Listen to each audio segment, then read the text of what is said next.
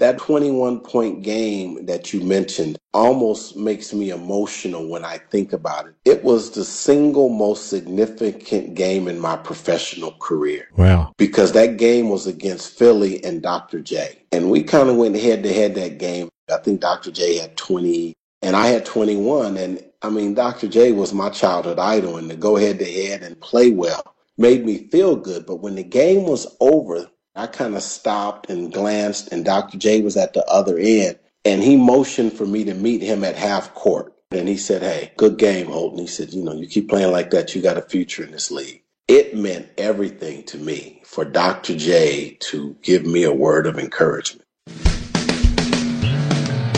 And you are in Australia right now. You're talking NBA basketball. You're talking great teams. You're talking great individual players. Takes it off, and there's number 23, and of course Johnny goes nuts. So I'm getting goosebumps thinking about it now. I just tried to go out there and play my game. I have no idea what you're talking about, Adam. I don't like anybody. I'm not a people person. Strand, you make the pass, yes. Christian, can you catch the ball? Yes. All the stars were aligned and all the muscles fired at the right time, and I was able to get off the ground and throw one down. I was saving that as a surprise for you.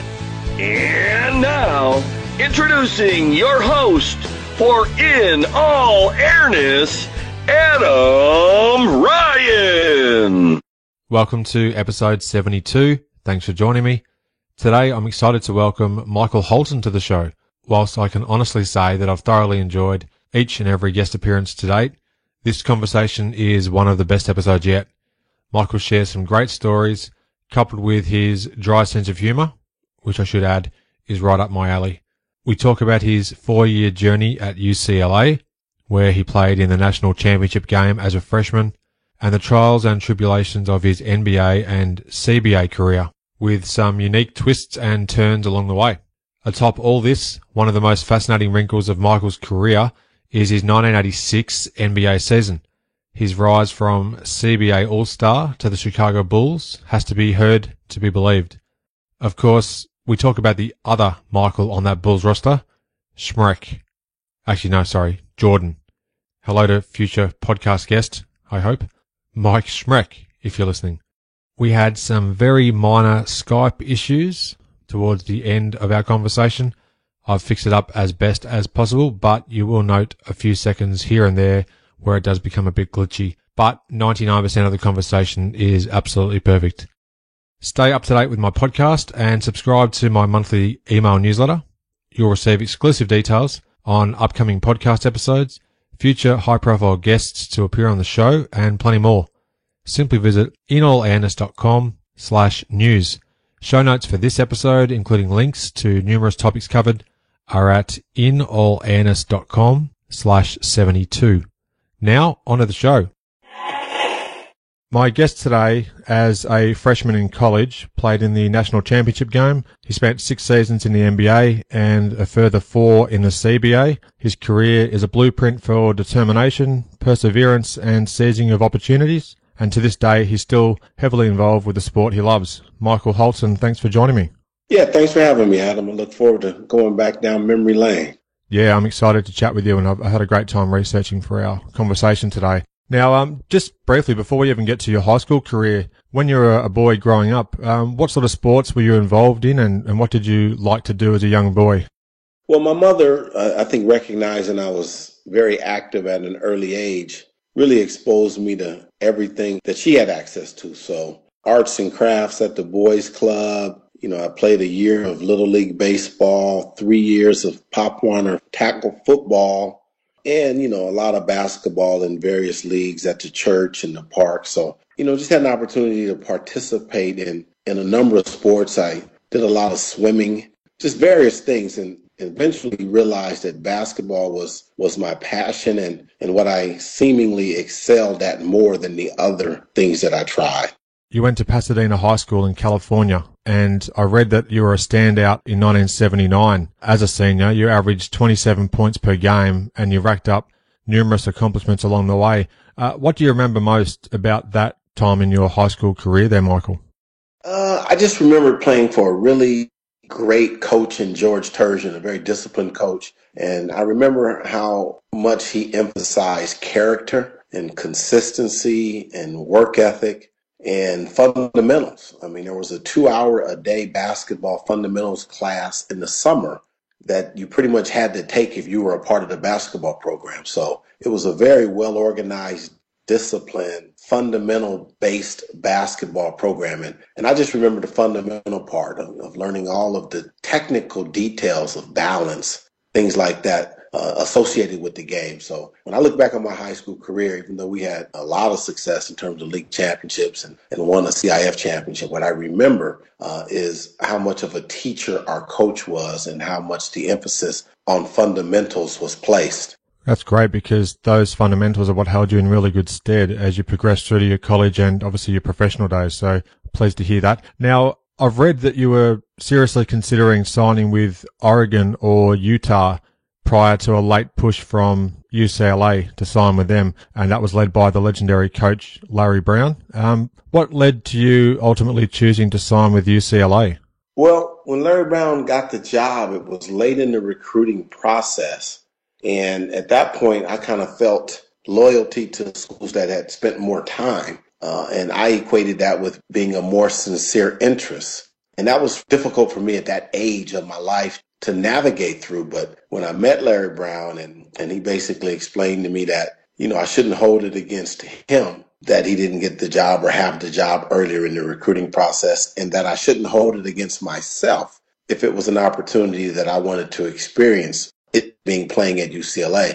And so Larry Brown was a good recruiter, and he made a real good point to me that really freed me to do what I think I always wanted to do as a kid. I mean, play basketball at UCLA, if you grew up in Southern California, is at the top of your wish list. So that's how I ended up playing for Larry Brown at UCLA.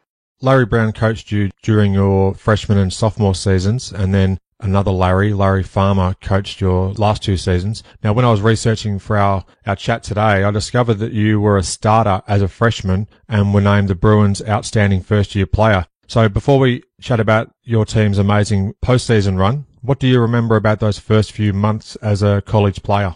I remember, first of all, being really afraid of not being good enough. I mean, when you go to UCLA and everybody's a high school All-American, there's a time, at least there was a time for me where, I wouldn't say my confidence was shaky, but where I was really, kind of anxious to see, if I had what it took.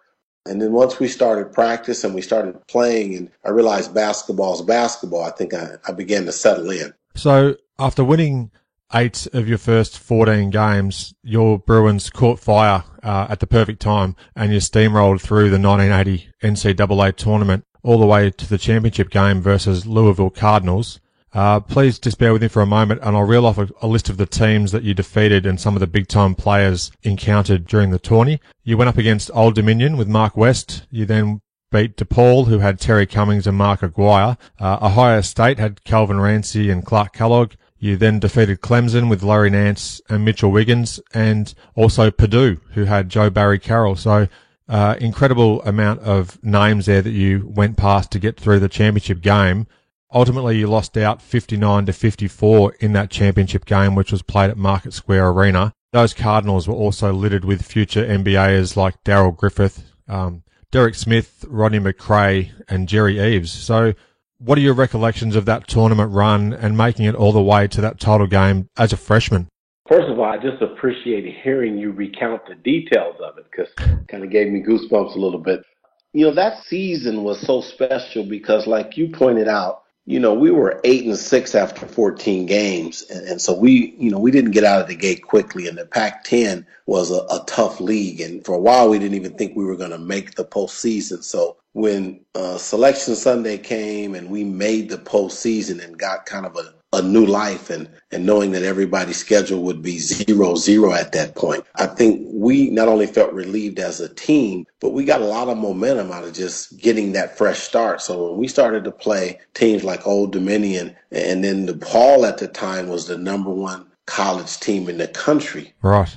Led by Mark Aguirre. So that gave us some momentum when we beat them, and that game was played at Arizona State. I remember that game being, I believe, an afternoon game, and when we beat them, Mark Aguirre ran outside onto the concourse and was almost inconsolable. And to this day, every time I see him, he reminds me of how heartbroken he was by that experience. Oh, wow. That was a special run. And, you know, a lot of those other players, I played with Larry Nance in Phoenix and, you know, and Joe Barry Carroll. And on that Ohio State team also had Clark Kellogg. True. Who is now an announcer that people are very familiar with. So there were a lot of good players on those teams. But I just remember the single elimination feeling of NCAA tournament play as a freshman being something I had never experienced in my life. And before we played Ohio State, I remember being in the tunnel with our team, you know, kind of doing the team huddle before you run out. And Larry Brown coming over and poking his head in our huddle and told us when we got out on the floor, he didn't want any of us to take our warm-ups off before the game started. And so we asked him, you know, Coach, you know, why? And he said, because I don't want Ohio State to see how small we are. Wow. I really appreciate you sharing these sort of things because these are just sort of tidbits that are just all but lost to basketball history, as I like to say sometimes, and it's just so good to hear a player reliving some of these moments. So thanks for sharing that. That's quite incredible there to go in the underdogs, obviously, because you reeled off, I think, 5 straight wins to get through to that championship game, and it was the ultimate do-or-die single elimination. So, yeah, it's good to hear this sort of stuff. Yeah, and, you know, you're playing, in huge, dome arenas, and I've often been asked, what was the biggest thing that I remember, or what was the biggest change? And for me, the thing that really stands out the most is that when you get to the NCAA tournament, practices are open to the public. And I remember our first NCAA practice, I think there was between 5,000 and 7,000 people at practice. Wow. And I had never practiced in front of a crowd. I've played games in front of crowds, but I never practiced in front of a crowd. And I remember that being the thing that struck me the most, because it was difficult to focus on the details of practice when you're practicing in front of the public. I'd never actually even thought of it that way. So you raise a good point there. That would have been another thing to adjust to, and you'd have to do it quickly given the fact that you were just at the start of that tournament run. Yeah, because, practice is kind of the classroom, if you will. And that's where coaches, say things, put things in, get very verbal or sometimes even discipline or correct. And so that environment generally has a certain amount of privacy and intimacy associated with it for that coach-player relationship and even the player-player relationship. So, practicing in front of the public when the stage is so big that you're going to play on, I just recall that being the biggest adjustment challenge for me. Right. Okay. Well, your freshman season was the senior year for Kiki Vandeweghe, and he went on to star, of course, in the NBA and had 7 seasons in the 1980s alone where he had 20 plus points per game. So as the sort of elder statesman of your Bruins team, given you were a freshman at the time, how important was his influence and that of the other seniors or juniors on your squad at that time?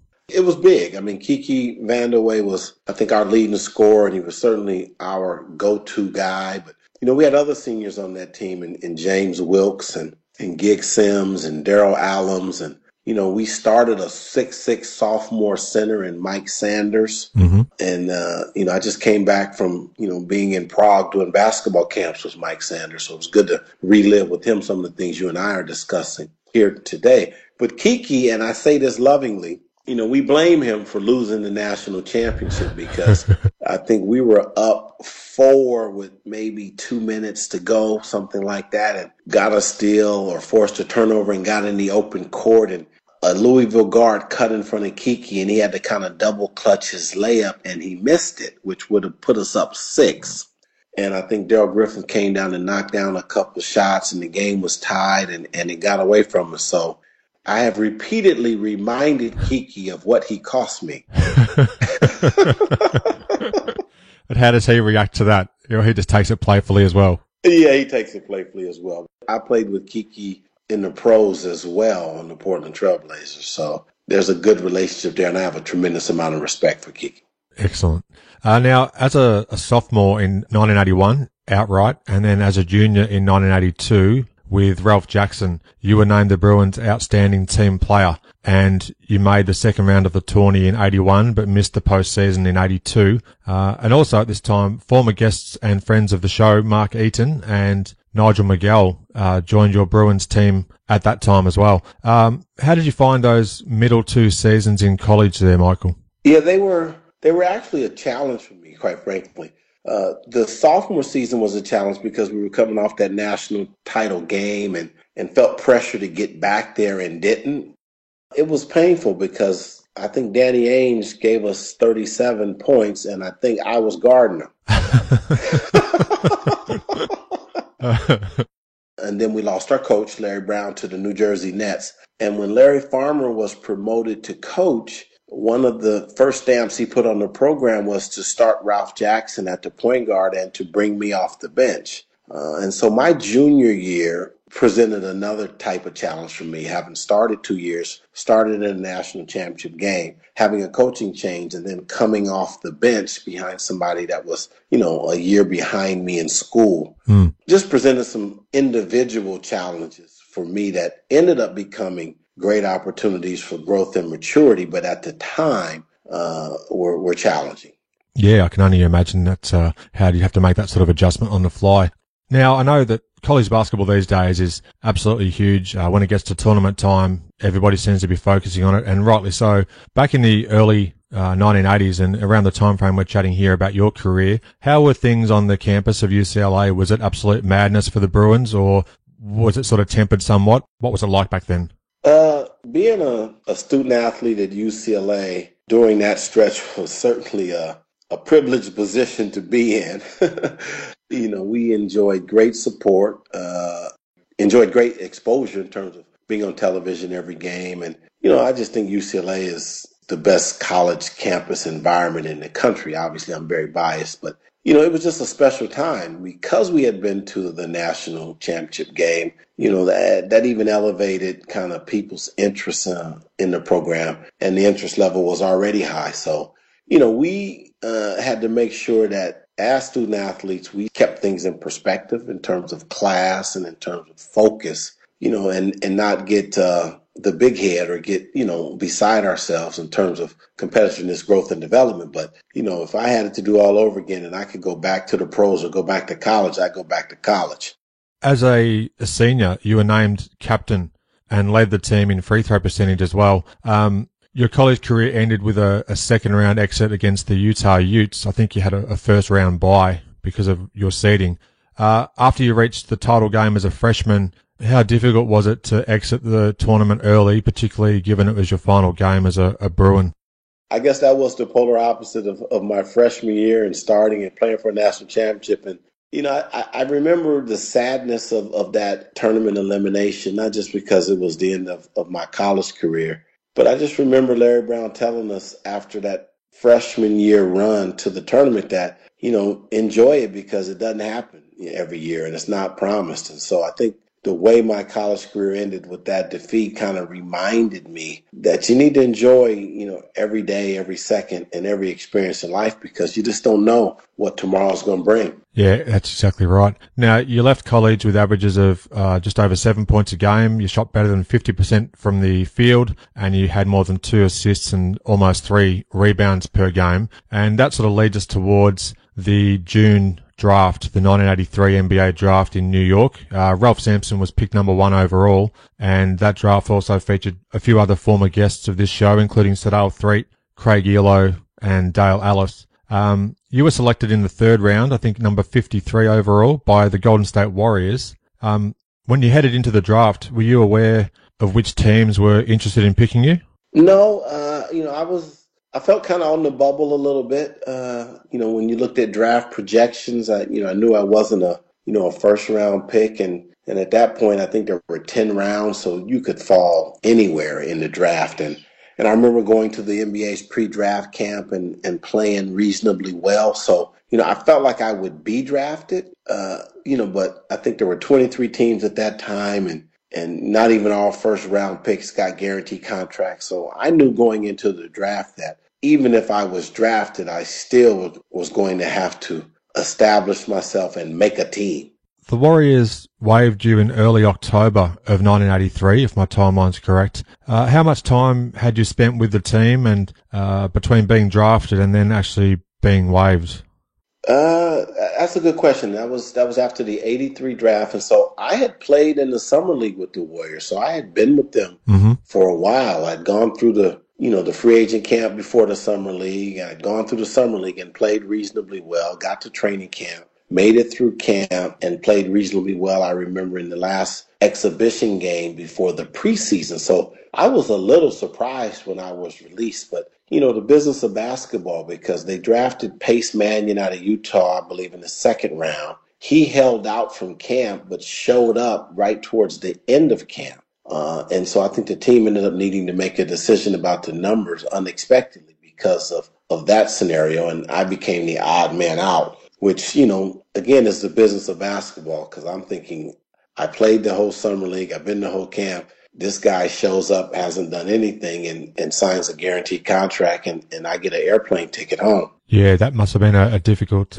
pill to swallow, as I say. Now, I really enjoyed researching for our chat today, and I've learned that before you joined the Phoenix Suns for the 84-85 season, you spent a season in the CBA playing with the expansion franchise, the Puerto Rico Coquis. I think, is that how you pronounce it?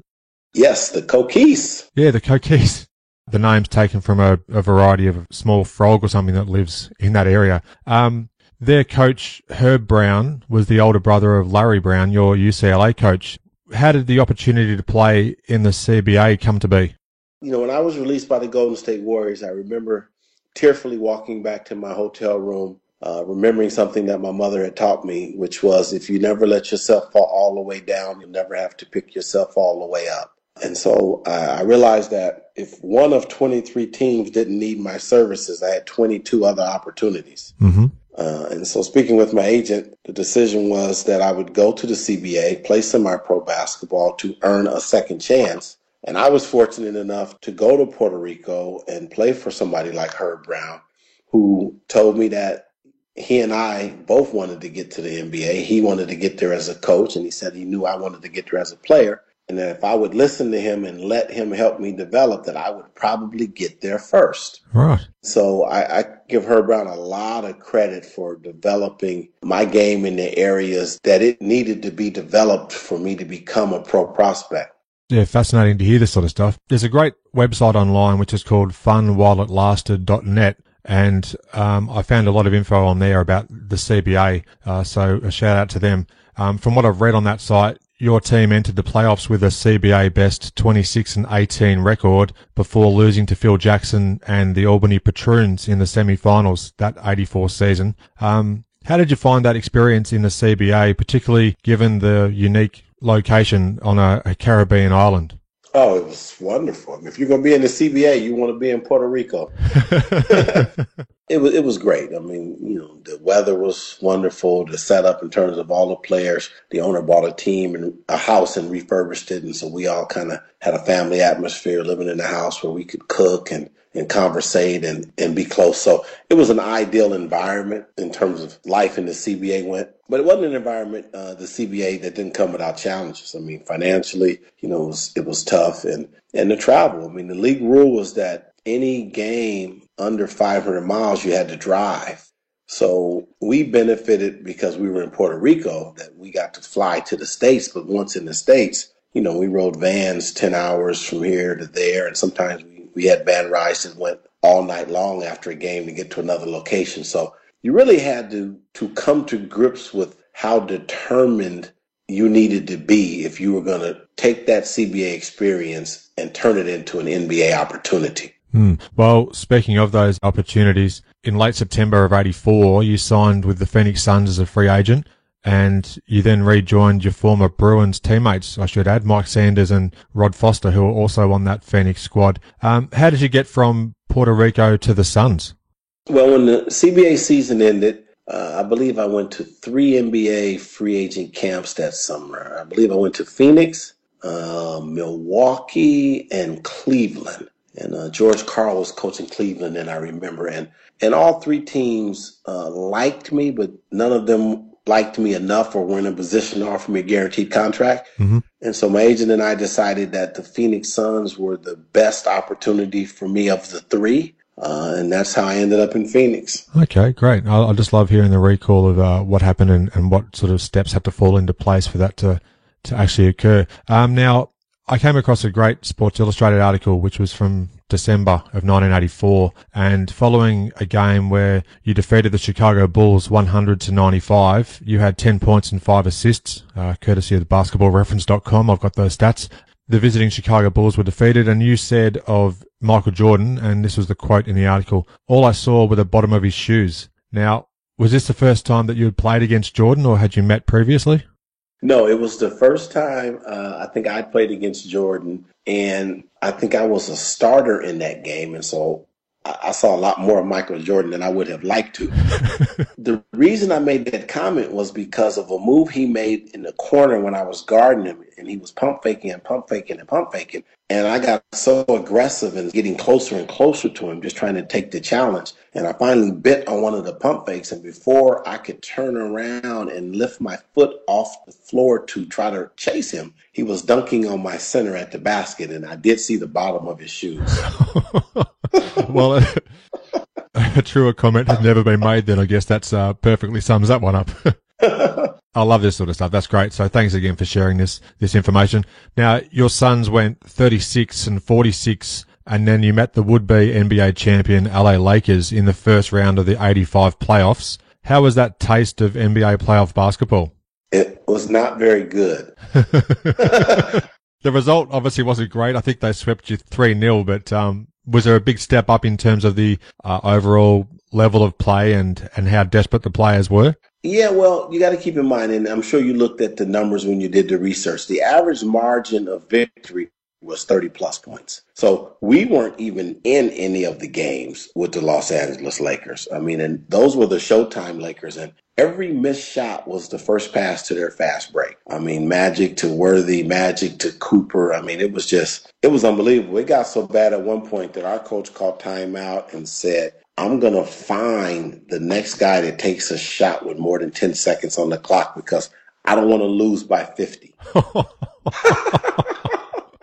Oh, my goodness. So that's John McLeod you're talking about? Yes. Oh, boy. Yeah, that sort of sums things up pretty well, doesn't it? Yeah. I know there was a couple of really high-scoring games as well. I think one was almost 147-130 or something like that. So that leads me into the beginning of the 85-86 season, and after an 0-4 start in early November, the Phoenix Suns decided to waive you, and then, if I have the timeline correct, you returned to the CBA, and whilst there you played a key role, scoring 13 points, and led your CBA All-Star team to a 110-108 win over the then defending champions Tampa Bay in Florida. I think that was February the 11th of 1986, and the next day, correct me if I'm wrong, February the 12th, you signed the first of what would be 2 10-day contracts with the Chicago Bulls, and that was with Jerry Krause, who was the Bulls VP of Operations, who attended that CBA game. So this is going to test your memory, but were you aware of Chicago's interest in you before that game, or was it only after the performance that you had met with Jerry Krause? Well, what happened was the scout for the Chicago Bulls, Billy McKinney, former Bulls player, had moved into a scouting role, had been at 3 or 4 of my CBA games. And so when you're in the CBA, you're always looking in the stands to see, are there any NBA scouts there? Right. So, I'd seen Billy at 3 or 4 games. He didn't say anything to me. So I didn't have any indication that the reason he was at the games included me. So at the conclusion of that victory in the CBA All-Star game, Jerry Krause came into the locker room and came over to me, and I was sitting, drenched in sweat in my uniform, and he said, "Are you ready to return to the NBA?" Wow. And I said, "Absolutely." And he pulled out a plane ticket already made out in my name. Oh, fantastic. And handed it to me and said, "Sign this, fly to Philadelphia tomorrow, and you'll be a part of the Bulls versus the 76ers.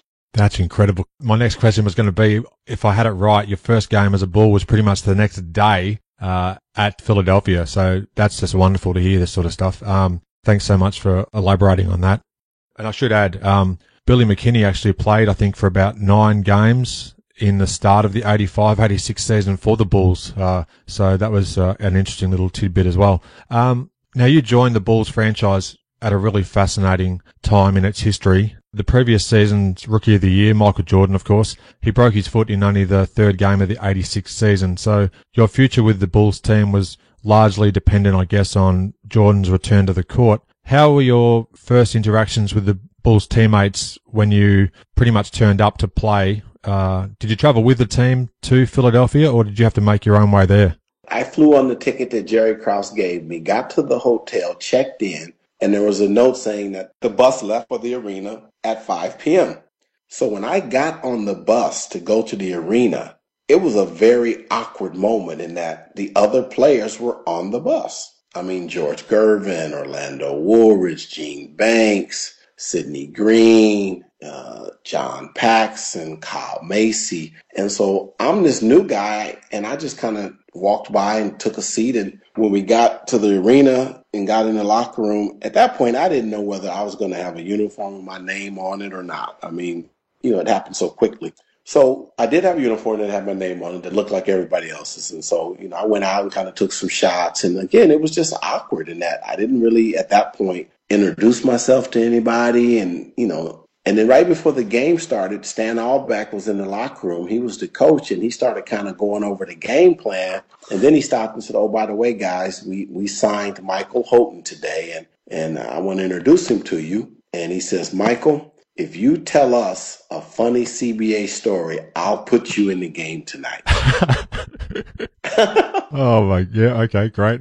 And so I said, "Okay, coach, in the CBA, you get $17 a day per diem, and if you get and eat a meal on the plane, you must return a portion of it." What was the reaction like from the locker room? Everybody laughed, and he played me 21 minutes. It was great. Oh, that is so good. That's fantastic. Well, that would have helped calm the nerves a little bit, would it, as you're about to play that first game with the Bulls, or were you still very anxious heading into that game? No, I was just so happy to be back in the NBA. And so, I relaxed and played, and the guys were great, and I think we had maybe 2 more games on that particular trip before we got back to Chicago. And I think I was in maybe day 7 or 8 of the 10-day contract when we got back to Chicago. And so then you start becoming concerned on, is the team going to re-sign you? And then we get to practice, and Michael Jordan shows up and practices. And so the whole thing of signing me was Michael was supposed to be out for the rest of the year, and the team wasn't going to make the playoffs. And so they went to the CBA and signed me. And Michael didn't like it, and he made it known to me right away that he didn't think the team needed me to be there and that he intended to play. Okay, wow. So that's fascinating. I know that he returned in mid-March of 86. Along with a great mate of mine, Aaron, we're doing game-by-game recaps of the Bulls' 1986 season at the moment in a series called NB86.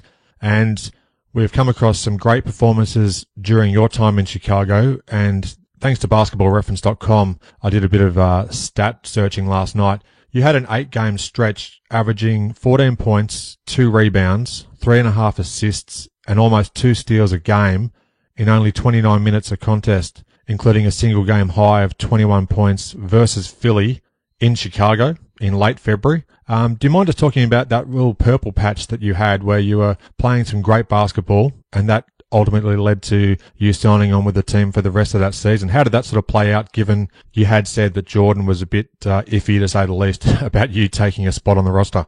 Yeah, I think a couple of things happened. I think competitively, I had to guard Michael every day in practice and try to prove myself. And that brought out the best in me, obviously. And then the team started to gel. It was a team that hadn't had success because of injuries, and Michael's injury being the biggest. And all of a sudden, Michael came back, and, the guys started playing better, and I contributed a little bit. And the team struck this chord of momentum and just collectively started playing well. Mm-hmm. And then I think I benefited from not being a guy that other teams really had a scouting report on. So, as the ball moved, I found opportunities. And so it just became a good stretch. But that 121-point game that you mentioned almost makes me emotional when I think about it, because it was the single most significant game in my professional career. Wow. because that game was against Philly and Dr. J. Dr. J was playing guard at the end of his career.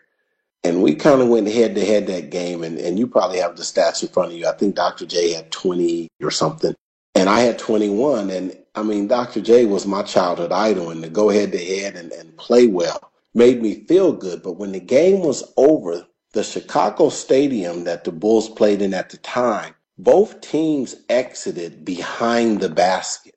And so when the game was over, I kind of stopped and glanced, and Dr. J was at the other end, and he motioned for me to meet him at half court. And we met at half court, and he said, hey, good game, Holton. He said, you keep playing like that, you got a future in this league. And it meant everything to me for Dr. J to give me a word of encouragement. That's just incredible to hear that. It's absolutely fantastic. I've just opened up the box score to that game. Dr. J had 22 points, and along with the 21 points that you also had 5 boards and 4 assists. So there was numerous games throughout this period of time we're chatting about where you really were a key contributor and were a great member of that team, and certainly were helping them get some of the wins that they obviously truly deserved. And the Sixers team at that stage were very good still, 37-21 they were with the victory. And thanks for recalling some of this information. It's very insightful, and I can't thank you enough for that.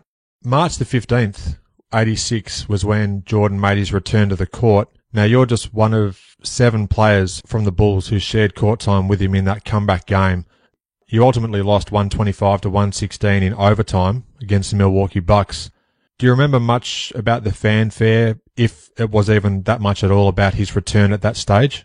Yeah, I do. I do, because it was so different from the atmosphere surrounding our team before he returned. Right. I can only equate it to what it must have been like to be in the Jackson 5 traveling with Michael. I mean, the way we approached hotels and entrances and exits and the amount of security needed, when Michael Jordan was present was certainly different than when he wasn't present. But those type of things don't impact you as a player. What impacts you as a player when you get a chance to play with somebody like Michael Jordan is how much attention the other team has to give him and the type of space it creates for everybody else. And also, when you mentioned about how Jordan was not overly keen on having you on the roster, how were some of those battles that you had in practice? Did they get quite heated, or was it just your sense of competition as well that wanted to sort of take over and really prove yourself? What sort of played out there on the practice grounds? Well, it was some bumping and grinding and a few exchanges that got a little heated because, again, he was coming off of an injury and wanting to show the team he was healthy, and he's very competitive. Yep. And I was, basically trying to feed my wife. Yeah, true. Fair point. So I had my own motivation. And, at one point he told me, don't make me open this can. And I had never heard that statement at that time. He said it a couple of times, and I finally said, kind of, almost chest to chest, what can?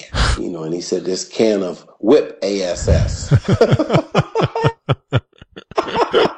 Oh, gee. And so to kind of fast forward the story, though, the Bulls signed me for the rest of the year, and my wife was still back in Florida because I couldn't fly her up because I thought I may be returning. So when my wife flew up and was in the hotel and I signed for the rest of the year, Michael invited me over to his condo to play some pool, kind of to have a truce a little bit. He said, hey, look, man, you're going to be with us the rest of the year. We've been going at it for a couple of weeks. Why don't you come by? Let's, shoot a little pool. So I go by and shoot a little pool with him. And so I thought that was an extremely nice gesture on his part and a very positive compliment to how we had competed. Yeah, definitely.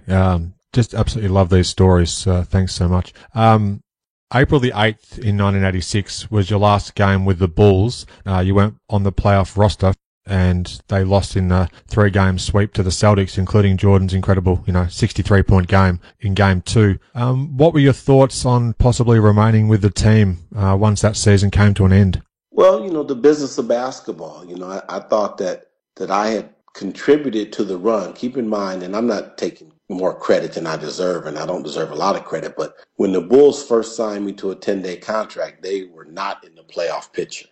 And so with Michael coming back and the team playing better and me contributing, we made a run and made the playoffs. And then I was left off the playoff roster because the team made a decision to activate Juwan Odom to have more size to play against that big Celtic front line, which I understand. Yep. But I continued to practice as a part of the playoff practices. Okay. So when the team went to Boston and Michael scored 63 on the Celtics, I was sitting in a Chicago hotel in front of the TV saying, I got him ready for that. Well, I mean, in no small part, you're actually quite correct in saying that. So I guess that must have been bittersweet in the fact that you were watching it from a Chicago hotel, knowing that only days prior you were part of that team, and unfortunately they had to squeeze somebody off to fit Oldham back into the squad. Yeah, and again, it's the business of basketball. I understood that. It was extremely awkward, though. I wish I could have at least traveled with the team and kind of been a part of it. But, at the same time, I realized that I didn't have a future in Chicago. I felt like when they left me off the playoff roster, it was a pretty early indication that, I had filled a temporary need and that my NBA career was probably going to resume at another location. Now, I can't let this great opportunity that I'm having to chat with you today without mentioning a fantastic Budweiser promotional poster that I discovered fairly recently, which is entitled Raging Bulls, and it has a great photo of a boxing ring with 5 of the Bulls players, yourself included, wearing gloves, except Kyle Macy, who's in a boxing umpire's shirt. It's really hard to do it justice. I'll include a photo of this in the links to this episode on the show notes, but do you remember the photo shoot and how it came to be that there was a photo of you guys in a boxing ring, you're wearing your Chicago Bulls gear? Yeah, I think during the course of that time I was there, I realized that periodically during the course of the season, the team did these posters in various themes. Keep in mind, if you're on a 10-day contract or a couple 10-day contracts, you don't expect to be included in any promotional materials. Yes, certainly. So when I was asked to be a part of that, it really meant a lot to me. And so going and doing that poster and, it was complimentary, it meant a lot. But I lost every copy of that poster I had. So when you sent me a copy of it in preparation of this interview, I was heartwarmed. I started forwarding it by text and email to everybody. and so I want to thank you for that. And I still don't actually have a hard copy of it, but I probably will go to Kinko's and take the email and ask them to do it justice. Oh, that's fantastic. I'd love to see the finished product if you do get to put it up on display, because it's just an incredible piece of memorabilia, and hopefully it might turn up on eBay one day and you might be able to get it that way. But just for our listener, Sydney, call me Mr. Green. He's at the far left. It's Lightning, Michael Holton, John Rocky Paxson, Peaceful Kyle Macy, and Gene Maximum Security Banks. So did you have any say in the nicknames, or were they just afforded to you? No. I did not choose the name, but I've been called worse things than Lightning. Oh, it's great. So I'll definitely include a photo of that in the show notes to this episode. And good luck finding a full-size version of it one day. Just briefly before we chat on the Portland Trailblazers, and so far, thank you so much for your time as well. I hope you don't mind sort of elaborating on your career like this, but I read that you briefly actually played in the Philippine Basketball Association between leaving the Bulls and before you signed as a free agent with the Blazers in August of '86. Is that correct? That is correct. That's very good research, Adam. When the Bulls left me off that playoff roster and I sat in that hotel in Chicago watching the playoffs, I received a phone call from my agent that a team in the Philippines wanted me to come and complete the season. There were only 6 weeks left in the PBA, the Philippine Basketball Association season. Right. And so I'm sitting in a Chicago hotel, not playing. So I took off as soon as that playoff series concluded with the Celtics and flew right to Manila and joined Great Taste Coffee of the Philippine Basketball Association. And my wife and I went there, and I played 6 weeks, played extremely well, had a great time, and then came back and signed with the Portland Trailblazers. Wow. So I did come across there somewhere online information about it. It wasn't a whole lot, but it had some kind of series that you played in. I don't know if it was like a playoff series or... in a couple of those games, you had 2 40-plus point games. Like there was a 47-point game, I think, and maybe a 46-point game. So obviously you were lighting it up over there in the Philippines. Once you leave an environment where you're playing against Michael Jordan every day, it gets a little easier. Yeah, I'd agree with that. Oh, that's great. That puts it into perfect perspective there. So you did sign as a veteran free agent with the Blazers in August of 86. And from what I've read, you participated in Portland's rookie camp and then you joined the team for its summer league games in LA. And I sent to you just yesterday, a clip from one of the summer league games where you chalked up 37 points against the Phoenix Suns. So what memories do you have of beginning your career in Rip City, a place obviously that still holds a very close part to your heart to this day? What I remember, if I can kind of back up just a little bit. Please do. Is that experience in Chicago on the 10-day contract and signing for the rest of the year and playing with Michael Jordan and competing every day in practice and then going immediately to the Philippines, continuing to play, playing well, coming back, playing in the summer pro league for the Portland Trailblazers was a long stretch of basketball because prior to going to Chicago on the 10-day, I'd been in the CBA, I'd been a CBA All-Star. And so all of a sudden, I've played, 7, 8, 9 months straight. So I was in the best shape of my life. Right.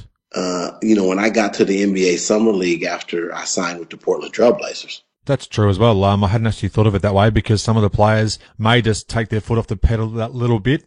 They're not quite in the shape they need to be heading into the following season. So that must have obviously worked in your favour as well. You had a new coach at the time with the Blazers in Mike Schuler. He'd replaced the legendary Dr. Jack Ramsey, and you had a very good regular season record. It was 49-33, the best effort for a Blazers squad since the 1978 season. And you had the number 3 seed in the West, but were upset by the number 6 seeded Houston Rockets in the first round of those 87 playoffs. What did you make of that first season in Portland?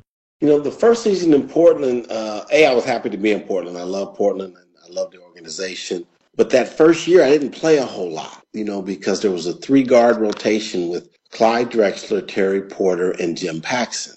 A lot of learning and kind of cheerleading. And so that first year was, I learned more by watching than I did by playing. And we went 50-32, and Mike Schuler was coach of the year. But the second year was very different because Jim Paxson got traded to the Boston Celtics for Jerry Sichting. And I slid into the 3-guard rotation slot with Terry Porter and Clyde Drexler and played in all 82 games. Yeah, you had a really good season in that following year, the 88 season. I think by virtue of, who was it? I think the Lakers, Nuggets and Mavericks had really good seasons as well. And therefore, even though you had a great record, you were the number 4 seed. Heading into the playoffs, you took on the Utah Jazz, but unfortunately bowed out in the first round 3-1. What was that mood like in Portland after that setback? We were down because we had, I think, big expectations. Very solid regular season that we were confident going into the playoffs that we could get out of the first round, and then losing 3-1, you just kind of, you take one on the chin and, losing an NBA playoff series, that last game is the equivalent of losing an NCAA tournament game in college to me because it's season ending. And so I always took those games hard, last games of a season. Hard. And I remember when we lost to Utah, I took it really hard because I think deep down inside, I also knew that the NBA was in the process of expanding and that there was an expansion draft coming. Yeah, well, that's true. And we'll get to that in just a moment. Just a couple of great names you touched on there. Obviously, Clyde Drexler, Terry Porter. You played with some other greats, including Jerome Kersey, who sadly passed away far too young. Kevin Duckworth, another tragic loss. What was it like actually then when you moved into that rotation, playing behind Drexler and Porter, 2 all-time greats of the Blazers franchise, no doubt, and NBA greats? How did you find that adjustment? Obviously, you played with and against Michael Jordan when it comes to practice and even before as a player on other teams. What did you sort of make of that comparison against those guys? It was different in Portland because in Chicago, I felt like more of a competitor with Michael Jordan than a teammate, just because of me being on a 10-day and him coming back, trying to get back in shape. In Portland, I mean, having gone through training camp and a whole season and then getting in the rotation, it was far more harmonious to me to play with Clyde and Terry. And it was interesting because Clyde and Terry started, obviously, and then Clyde would come out first and I would come in.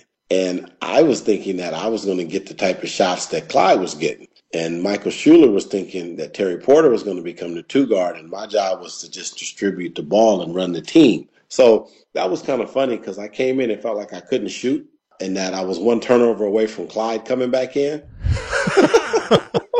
You always had that sort of looming large in case that was a possibility. And I haven't actually mentioned to this point yet, you're a left-hander, or at least you shoot left-handed, and your strong hand is the left, even though you could go both ways. I'm a left-hander as well, but I didn't get past our local recreation league here in Australia, so that's the only comparison I'll ever make about me and yourself. But did that work in your advantage, being a lefty?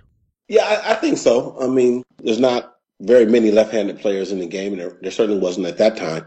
Yeah, right. Yeah, getting to the basket with my left hand, and it helped me, and it really helped me in terms of passing angles to deliver the ball to the post and to other players. So I always felt it gave me some passing angles not afforded right-hand players. I was curious about that when I saw some highlights online, and yeah, you had a nice left-handed stroke there, which is good. Now, you did mention a moment ago about the expansion draft. In June of '88, you were drafted by a new franchise, the Charlotte Hornets, in the expansion draft. They selected you with their 6th pick, which was the 12th overall, because they were alternating picks with the other new franchise, the Miami Heat. How did you actually learn the news that you became a Hornets player? I'm not sure how I heard it, but I know I cried. I mean, it's a big transition to go from a team that was only 2 years away from making the NBA finals to then going to an expansion team. So some different emotions for sure. Yeah, because for me, when you look at the journey from being in the CBA and the NBA and the CBA and the NBA again, and then I got to Portland and I didn't play for a whole season, and then I finally had a role on a 50-win team. And so I felt like I'd finally climbed the mountain and gotten to a point of stability in my career. And then I went in the expansion draft and needed to start over. So that just kind of really emotionally was a tough pill to swallow because my wife and I had bought our first home in Portland. We had our first child in Portland. I mean, we just really had settled in. So, and then the Charlotte Hornets selected 16 guards in that expansion draft. I had to go back into a training camp, earn your way situation, and it was uphill because a lot of the guards selected in that draft were really good. Yeah, there's some great players selected from obviously all the other teams that left players unprotected, because I think you could only maybe protect, was it 6 players? I can't remember how many you could actually protect. It was 8 players that you could protect. Okay. And in Charlotte, when I got there, I think I was the 3rd guard on the depth chart at the shooting guard spot and the 3rd guard on the depth chart at the point guard spot, because at the shooting guard spot was Del Curry, Rex Chapman, and then me. At the point guard spot was Ricky Green, Muggsy Bogues, and then me. And so I felt a little bit on the bubble when I got to Charlotte in terms of, am I going to make this team? Some serious questions that you'd be asking, sure. And clearly you obviously had strong links to Portland, having just sort of set up yourselves, as you mentioned there, and established yourselves in that part of the world. If I'm correct, I think you started the first 60 games of Charlotte's inaugural season, and you had probably arguably your best NBA statistical season, correct me if I'm wrong, in 1989, when you averaged over 8 points, 6 assists and 1 steal in just over 25 minutes a game. So would you consider that to be your best productive season as a pro, or would you refer back to that second season in Portland? Certainly in Charlotte was my best season. I mean, I was a solid starter, and what happened was Ricky Green pulled his hamstring. Dick Carter, the then coach, didn't want to start Muggsy, so he started me, and I made the most of the situation and had my best year as a pro. So I felt really good, during the course of that experience in Charlotte, not just because I started and played reasonably consistently. That Charlotte Hornet team at that point in time set a record in that it broke the league's attendance record. Yep. In that no expansion team had ever led a league in attendance in its inaugural season.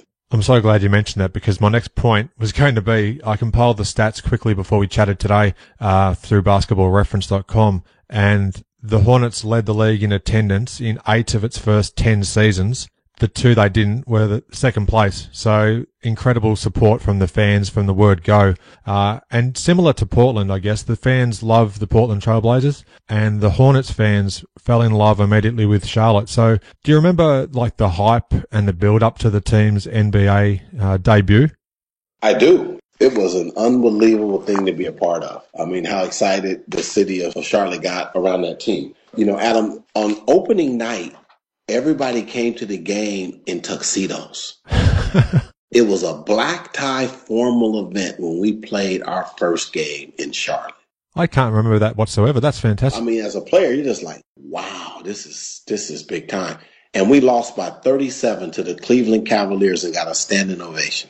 A reality check in some ways. However, the fact that the fans were giving you that love back is certainly says something as well for how much they love the franchise from the word go. Yep. I learnt that you've required some back surgery prior to the start of the 1990 season, and after an 8-32 start, Coach Harder was replaced by Gene Littles, and you finished the season 19-63. Personally, I think you only managed 16 games, and you didn't return to the court until late February. Do you mind just talking a little bit about, if you don't mind, if it's not too personal, that recovery from surgery and watching on from the sidelines as the team was obviously really struggling? Yeah, it was really the toughest time in my career in terms of having, you know, such a serious injury. And there were some things that kind of happened behind the scenes medically in terms of who did the surgery. I mean, I had my own doctor. I didn't use the team's doctor, and that didn't bode well with the team. It didn't help the relationship dynamic of my rehab. Okay. Because, you know, the team had a staff of people that felt one way. I had a doctor that felt one way. To make a long story short, I should not have played at the end of that season. You know, my doctor that did the surgery thought I should take the season off. And the team felt like they wanted to see, you know, where I stood and what I had and what I could do. And so it just was a really tough time for me professionally to feel pressure from a team to play. We weren't going to the playoffs, and I wasn't 100%. And so when I look at my career and a lot of the things we've talked about that have been, you know, exciting and upbeat, I remember that time as being one of the saddest times in my pro career. Thanks again for opening up about that. Just 3 days before the start of the 1991 season, the Hornets waived you. Did you see that as a move that may have been possible at the time, or did it catch you by surprise? I think it caught me by surprise more than it should have. At the end of that first season in Charlotte, I signed a new 3-year contract. So okay. I had 2 years left on my contract going into that training camp, and I had worked really hard that summer to strengthen my back and to regain my form. I came into training camp really excited and ready to go, but, you know, I think the team had given up on me for the most part, and had moved on and had moved forward, I think, in their plans for how they were going to play that position. And so, you know, they released me. You finished your playing career with stops in the CBA. I think it was first the Tulsa Fast Breakers and then the expansion Tri-City Chinook. In July 91, you tried out with a few teams like Miami, Houston and Milwaukee, I've read. Reflecting back on how that sort of played out, were you close to getting a spot back in the NBA, or ending your playing days in the CBA was where it was going to finish? Well, I wanted to return to the NBA. I don't think after the back surgery in Charlotte, I was the same. You know, so Charlotte probably made the right decision as I look back today. Right. You know, I think I lost a little bit of my foot speed, and you know, I was, you know, an average or marginal player anyway. So playing in the CBA, I think I really started to realize that A, I was older. B, I wasn't as effective as I was before the back surgery. So not returning to the NBA, you know, I knew was on the horizon. Again, I appreciate the openness and honesty there. And as I did say in the intro when we started chatting, you're all about perseverance, seizing opportunities and being determined. So that's what led to you having the career and the length of career that you did. So that's important to reflect back on as well. I'd just like to briefly transition into your time coaching after the game. You've been so generous with your time so far, so I don't want to hold you up for too much longer, but thanks so much. Not long after retiring as a player, from what I can tell, your first job was at Pasadena City College, and you were an assistant coach to the gentleman you first mentioned earlier on, your high school coach, George Terzian. So I think that was a pretty cool bit of information there. So how was that to enter the coaching ranks and have your high school coach as the man that you were assistant to? Yeah, that was a phenomenal experience for me because I had gone into sales and just didn't feel like it was my calling. And so I wanted to coach and I trusted my high school coach so much. He had been such a big influence in my life. And so starting with him was really important to me. And so I spent that first season with him before moving on to the University of Portland as an assistant coach at the Division I level. And also that's a school where you'd later coach for 5 seasons. You had another assistant role at Oregon State as well, just prior to then returning to your alum, UCLA. You stayed with UCLA through the 2001 season in a role of assistant coach and like a recruiting coordinator of sorts.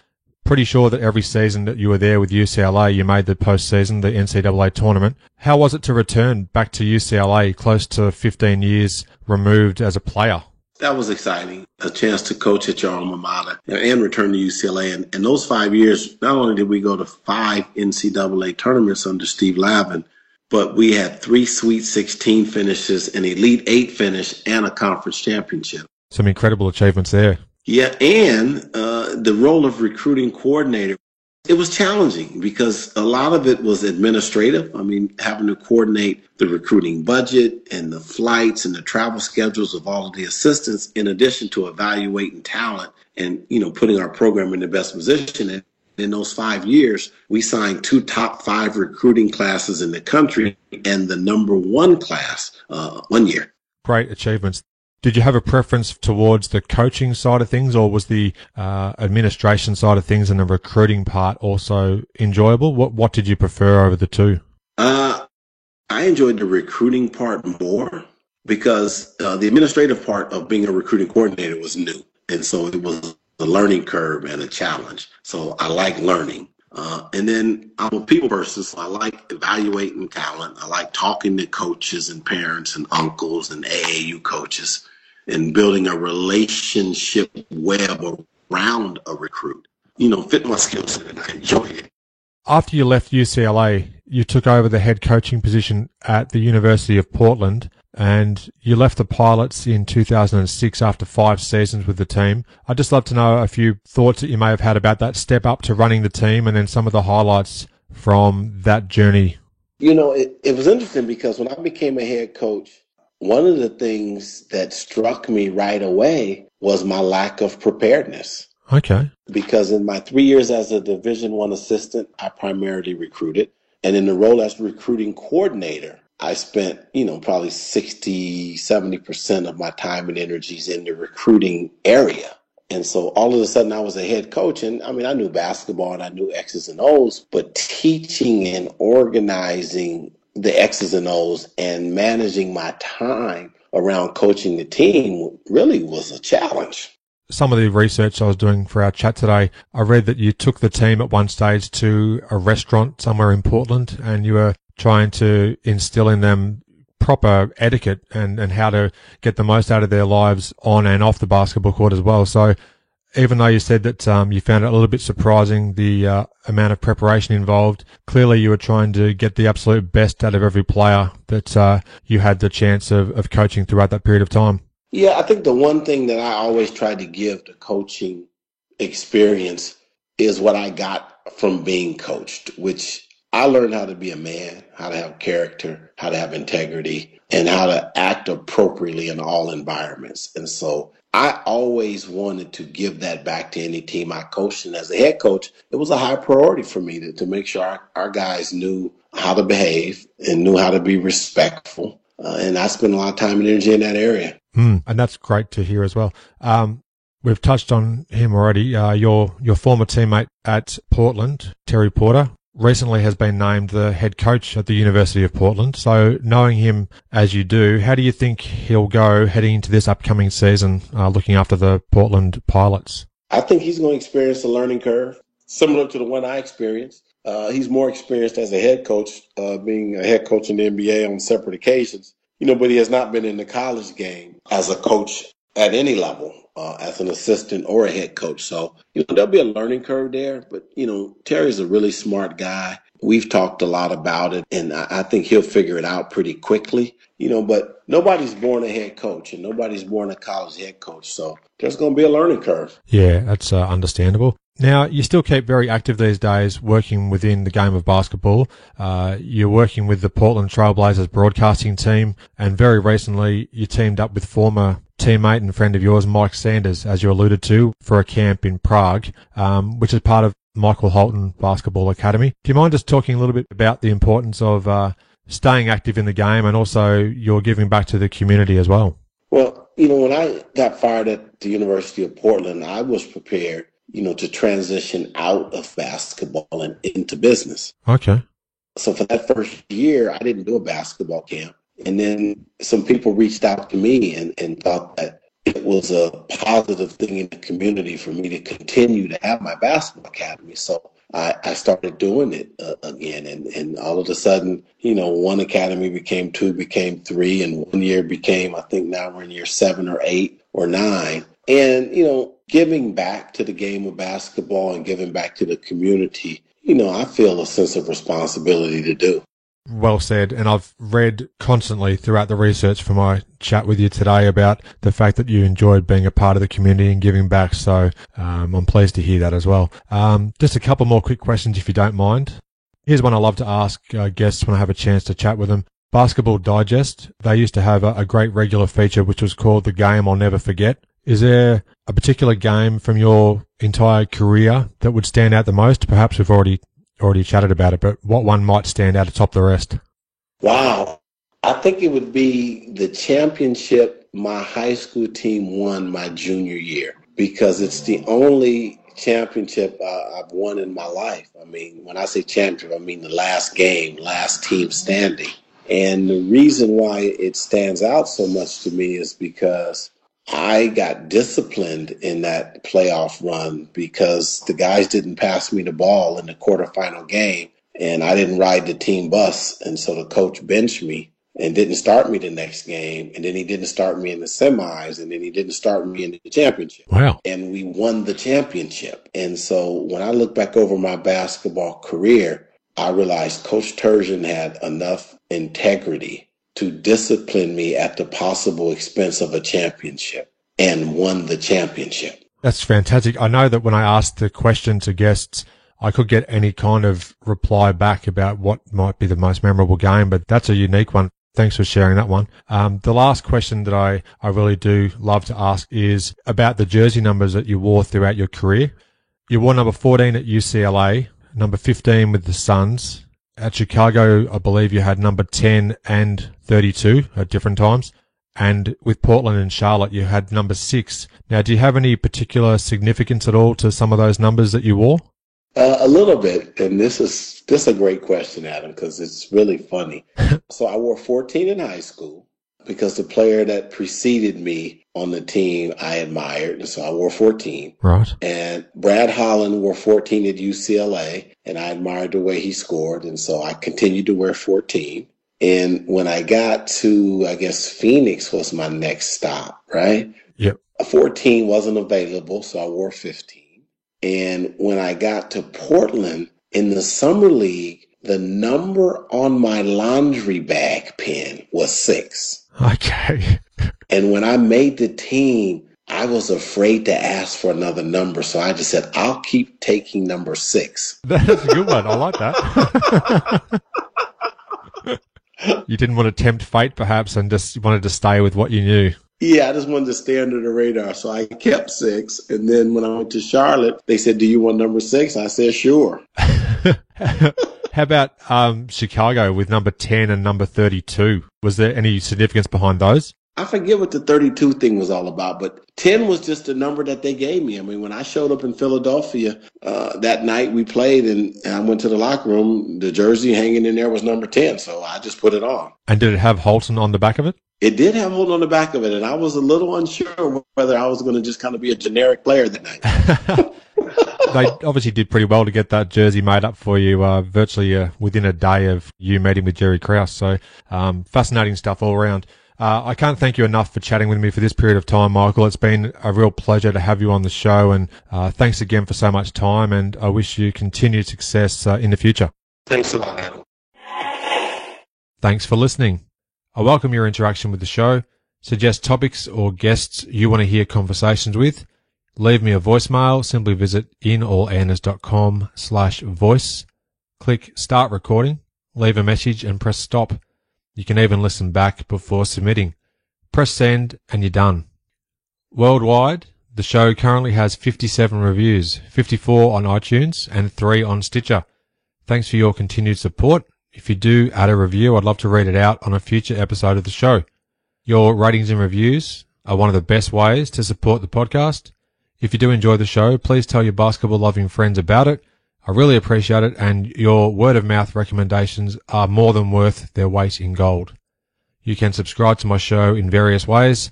iTunes, visit inallairness.com/review. Add it to your Stitcher playlist, inallairness.com/Stitcher. And you can also subscribe on Pocket Casts, Player FM, TuneIn Radio, other podcatchers, and of course, via the Podcasts app on your iOS device of choice. Thanks for listening. I hope you enjoyed the show and share my web address with your friends and colleagues, inallairness.com. Check out the podcast archive for plenty more episodes with high-profile guests. Follow me on Twitter @inallairness. Please add your like to the show's social hub, facebook.com/inallairness. Join me next time for another edition of the show.